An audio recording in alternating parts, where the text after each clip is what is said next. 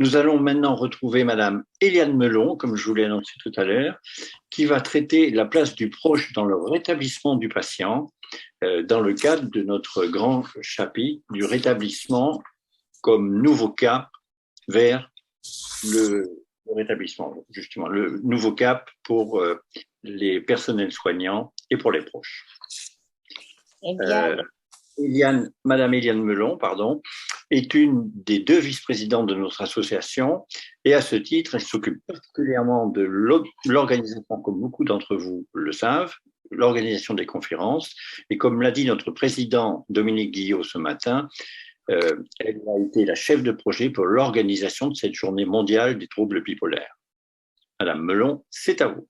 merci Léna. Eh bien, je suis contente qu'on ait donné beaucoup de place aux patients depuis le début de cette journée. Et maintenant, on va parler de la place du proche dans le rétablissement du patient. Diapositive, s'il vous plaît. Antoine, voilà. Bon, qui est le proche? La plupart du temps, c'est la famille. En fait, lorsqu'il y a un trouble bipolaire chez quelqu'un, la famille est toujours impactée de près ou de loin et souvent de très près. La plupart du temps, il s'agit du père et de la mère, comme nous l'avons vu dans notre enquête. Il y avait 54 parents, père ou mère, sur 79 proches qui ont répondu à notre enquête. Plus rarement, c'est le conjoint, dans 9 cas. Et autrement, c'est d'autres personnes, frères, sœurs, etc. Le rôle, évidemment, du proche sera différent selon les liens de parenté. Il faut savoir quand même les patients sont souvent très isolés. Et dans des groupes de parole, on m'a demandé, mais je n'ai personne qui peut être mon proche. En fait, on peut tout à fait avoir un proche à l'extérieur. Le proche, c'est celui qui s'intéresse. Le proche, c'est celui qui aime le patient. Diapositive, s'il vous plaît. La place du proche par rapport aux soignants. Alors, le professeur Lorca n'en a pas parlé, ou j'ai pas remarqué. La place du proche par rapport aux soignants, elle est difficile et elle est très variable selon l'époque. Ça a heureusement un peu changé. Selon le lieu géographique où l'on habite, non seulement il y a des déserts médicaux, mais il y a des déserts psychiatriques à peu près parallèles et parfois encore plus importants. Selon le type d'hospitalisation qui va, dans le cadre dans lequel va se déclarer la maladie, selon quand le patient va se retrouver à l'hôpital, dans un centre médico-psychiatrique ou en clinique. Puis aussi selon la façon dont il va être hospitalisé, sous contrainte, que ce soit d'office ou à la demande d'un tiers. Enfin, il faut savoir qu'il y a des hospitalisations en milieu parfaitement inadapté. Il y a un certain nombre de patients qui se retrouvent à la suite d'un épisode délirant maniaque en milieu carcéral, ou pire, paraît-il, à l'infirmerie de la préfecture de la police de Paris. Puis tout ça, ça va dépendre aussi de l'état du patient. Il faut savoir que la plupart du temps, et surtout autrefois, en tout cas quand moi j'étais plus jeune, le proche était systématiquement écarté et il n'avait aucune information sous prétexte de temps en temps qu'il s'agissait de secret médical et que le patient était majeur. Mais je dois dire, diapositive suivante, que la place du proche par rapport aux soignants a changé. Le proche tend maintenant à être de mieux en mieux informé par le psychiatre, quand même tout le temps sous réserve de l'accord du patient, et ça paraît tout à fait normal, en présence du patient ou non, ça dépend de son accord. Et souvent, en cas d'hospitalisation, maintenant, les proches sont reçus au moins par le psychiatre, si ce n'est par le reste de l'équipe soignante.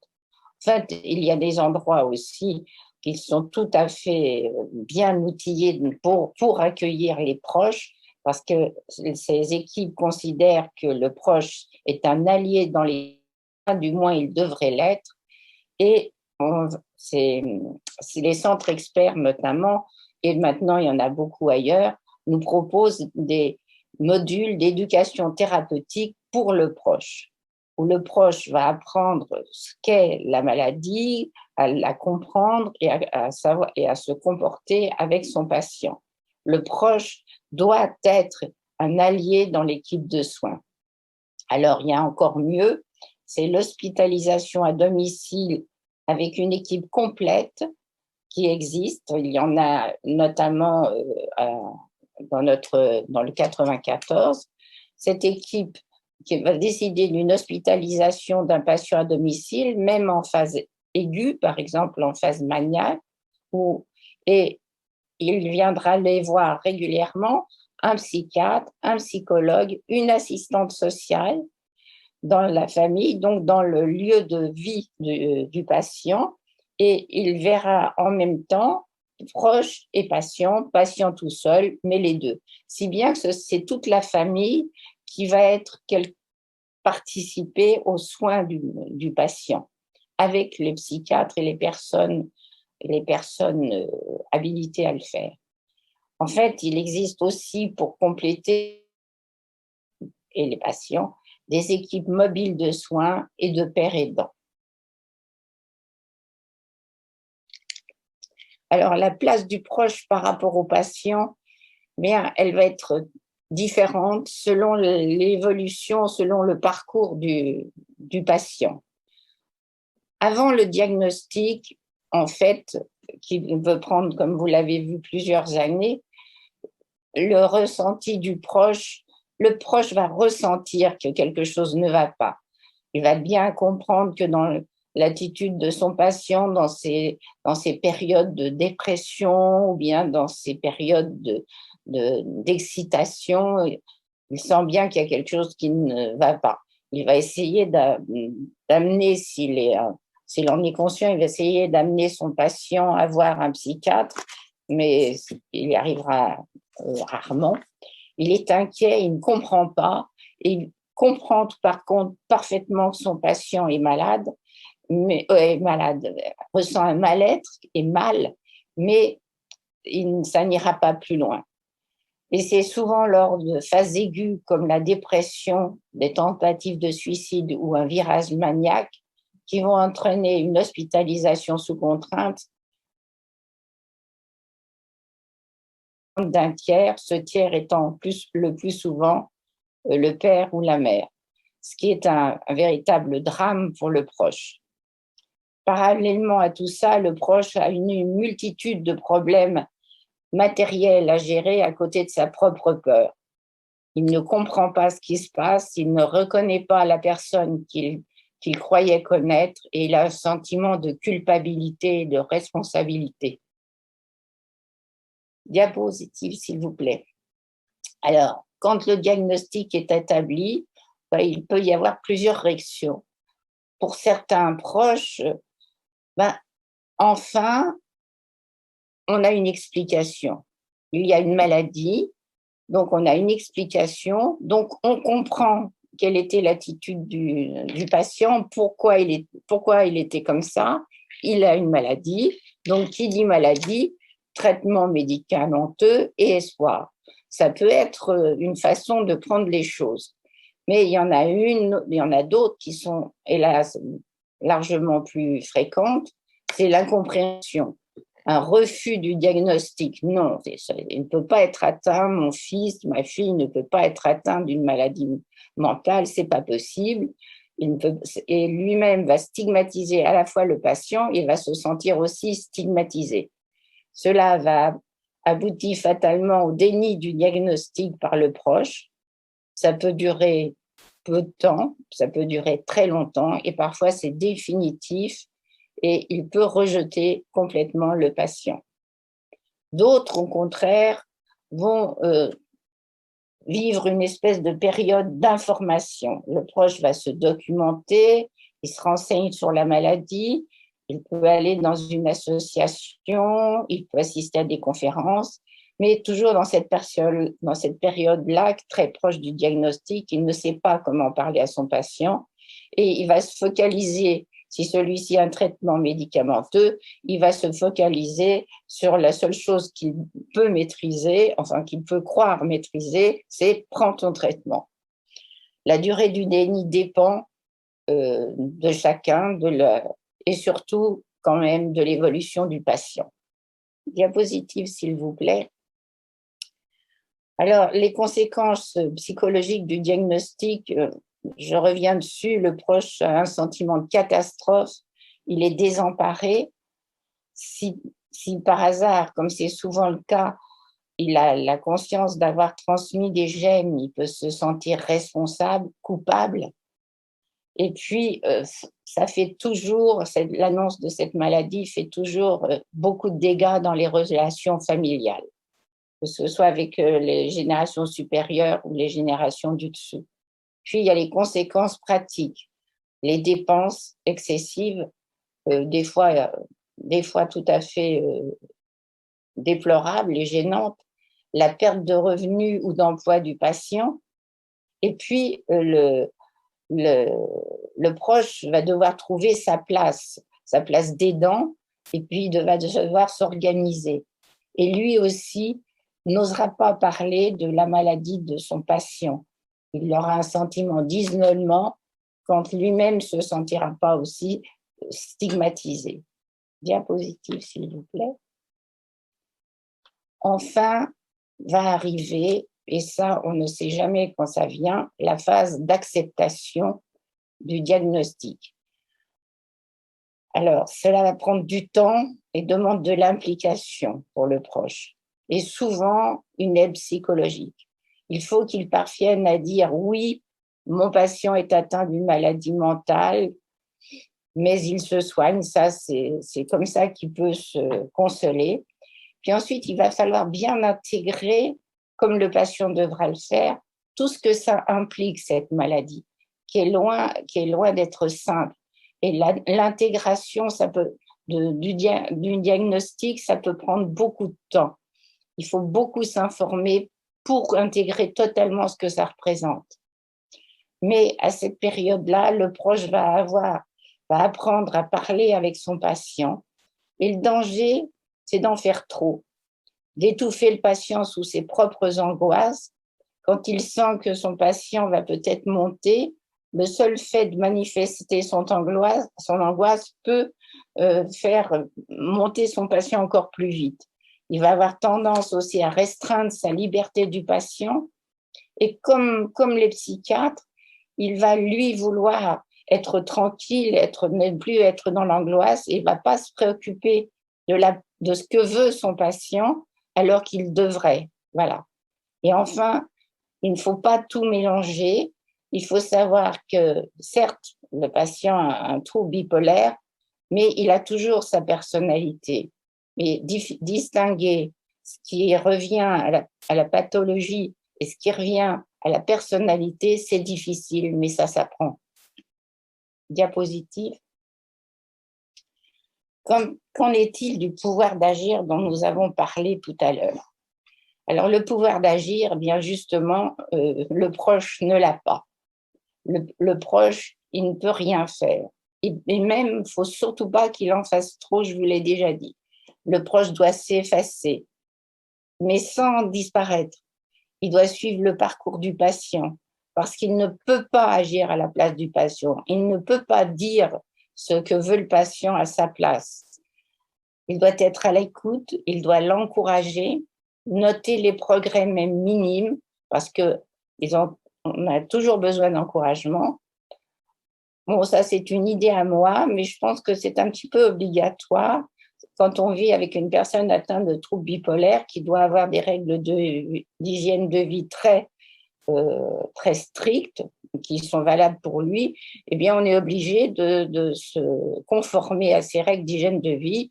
Et pourquoi leur dire qu'il faut se coucher plus tôt et faire attention si on n'est pas capable de le faire soi-même? Alors, ne pas avoir de pouvoir d'agir, c'est très frustrant, parfois désespérant, surtout si le patient fait des rechutes. Mais il faut savoir que le pouvoir d'agir, on peut le retrouver, si ce n'est pour son propre patient, on peut le retrouver pour les patients des autres, dans les associations notamment. Et c'est ce que j'ai fait moi. Le proche, la plupart du temps, il est très impacté par tout ça. Il doit se préserver. Ça, tous les patients nous le disent, préservez-vous. Et pour ça, il faut se faire aider. Et vous avez vu dans le questionnaire dans notre enquête, la moitié des proches suivaient une psychothérapie. Diapositive, s'il vous plaît. Alors, quand le patient est rétabli ou se sent rétabli, mais il faut, on l'a vu aussi ça dans notre enquête, la notion de rétablissement n'est pas la même pour le patient ou pour le proche. Et le proche, eh bien, il doit accepter et respecter l'objectif du patient. Le proche lui-même doit également se rétablir de tout ce parcours long, difficile. En fait, il peut se dire réplati quand il n'a plus peur pour son patient, quand il a confiance, quand il peut parler avec lui sans choisir ses mots, et quand il ose parler de son patient et de la maladie dont il souffre. Oui, il touche une pension. Non, il ne peut pas travailler. Quand on réussit à dire ça, c'est déjà qu'on a fait un bon chemin. Oser dire la maladie mentale du patient, c'est libérateur. Et la plupart des temps, cela déclenche un dialogue. Moi aussi, ma mère, mon conjoint, etc. Il faut oser dire la maladie mentale de nos patients. Cela participe à la déstigmatisation.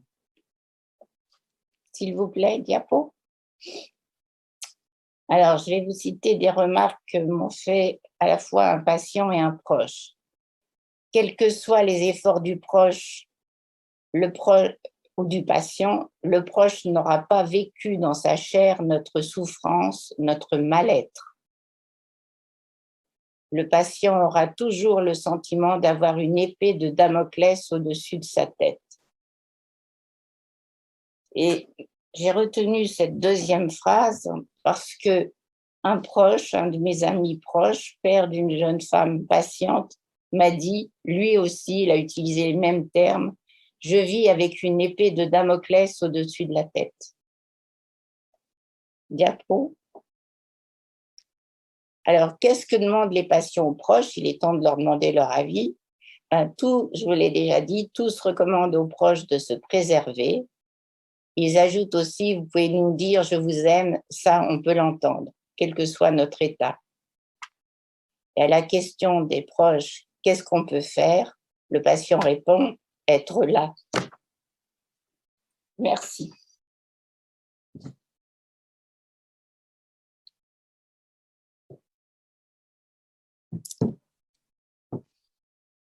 Ton micro, Bernard.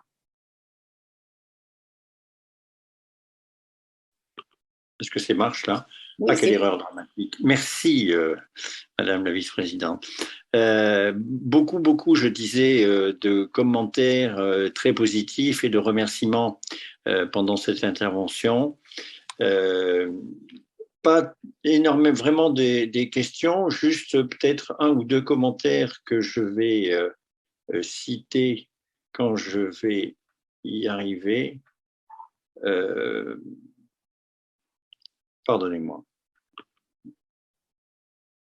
Voilà, une mère qui dit à son fils, je vous le dis de mémoire, mais qu'est-ce que j'ai raté?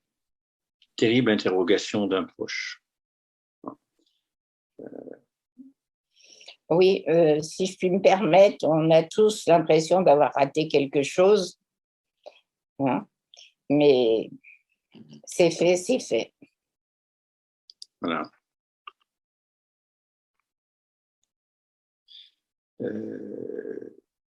Je voudrais aussi...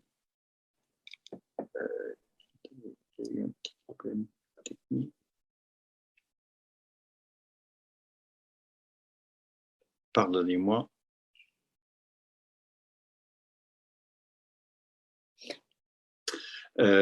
Un autre commentaire. Moi, ma proche m'a dit il y a longtemps, si tu ne te soignes pas, je te quitte.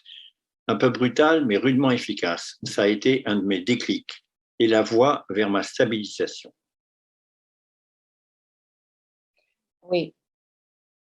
Effectivement, ce ne sont pas vraiment des questions, mais je comprends l'histoire de chacun est particulière et les réactions, comme on l'a vu aussi à travers les témoignages des patients, il y en a qui veulent absolument pas que leurs proches soient près d'eux, qui s'isolent volontairement. Il y a d'autres patients qui disent mes proches m'ont laissé tomber, je ne les ai plus jamais revus. Et puis on apprend qu'il y en a d'autres qui se sont retrouvés longtemps après. Je sais que c'est aussi très difficile, bon pour les parents c'est difficile, mais pour les frères et sœurs, comme dans toutes les familles où une personne a une pathologie sévère, c'est très difficile pour les frères et sœurs qui n'ont pas tous les éléments pour comprendre, surtout quand ils sont jeunes. Je pense qu'il faut vraiment que la psychiatrie, que ceux qui s'occupent de cette pathologie s'occupent aussi des proches. Parce que je pense que plus les proches seront bien informés, bien pris en charge, d'abord, je ne sais plus quel était l'intervenant qui le disait, si tout le monde est bien informé de cette pathologie, ben déjà, on reconnaîtra les signes plus tôt. Et si on connaîtra les signes plus tôt, les diagnostics se feront plus vite, les patients seront soignés plus rapidement et ils seront forcément moins graves. Parce qu'on sait que moins il y a de rechutes, moins ça dure, plus on a de chances de se rétablir rapidement et complètement. Donc, tout ça fait partie de l'éducation, l'éducation de la population, l'éducation des proches, l'éducation des psychiatres. Absolument. En dernier commentaire que j'ai retrouvé justement et que je voulais tout à fait vous lire peut-être en conclusion de cette intervention, et qui nous vient de quelqu'un qui réagit. Le rôle des proches est essentiel dans la reconstruction du patient. Sa bienveillance, sa douceur, qui sont bien souvent oubliées, font des miracles. À l'inverse, autorité, incompréhension et manque d'information amènent à des situations de crise. C'est exactement ce que vous avez dit. L'éducation thérapeutique vaut autant pour les patients que pour les proches pour travailler en équipe. Tout à fait. Sur ce, je crois que c'est une belle conclusion. Je vous remercie